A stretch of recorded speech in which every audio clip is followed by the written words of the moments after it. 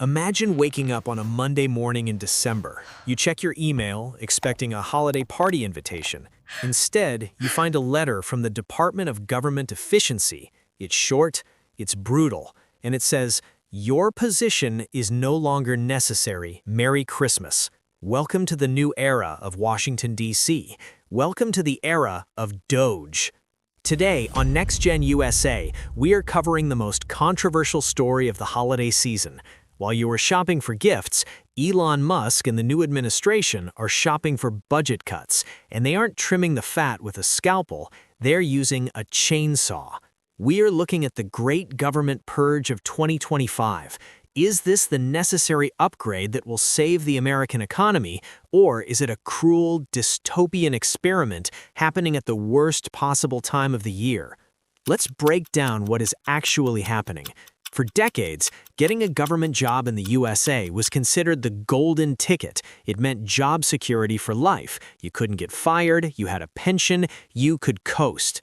Enter Elon Musk. Fresh off the victory of the Trump 2.0 campaign, the newly formed Department of Government Efficiency, or DOGE, has started its audit. And just like he did at Twitter, Elon is applying the hardcore philosophy to the federal government. Reports are flooding in about mandatory return-to-office policies being enforced strictly this week. If you don't show up to your desk in D.C. by 8 a.m., you are considered resigned. For thousands of remote workers living in cheaper states, this is an impossible choice. Move back to the expensive capital instantly, or lose your livelihood right before the holidays. The internet is divided, and the debate is fierce. On one side, you have the taxpayer justice crowd. They're cheering. They say, "Why should I work hard to pay taxes for a bureaucrat who sends 3 emails a day?" They see this as a heroic move to save the U.S. from bankruptcy. They argue that the U.S. government is bloated, slow, and obsolete, and it needs a tech bro disruption. On the other side, you have the humanitarian crisis.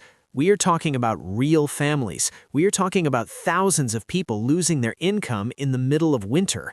Critics are calling this the Christmas massacre. They argue that running a country is not the same as running a software company. You can't just move fast and break things when those things are people's lives and essential services. But here is the angle that NextGen needs to understand. This isn't just about government jobs. This is a preview of the future of all work. What we are watching is the clash between old world stability and new world efficiency.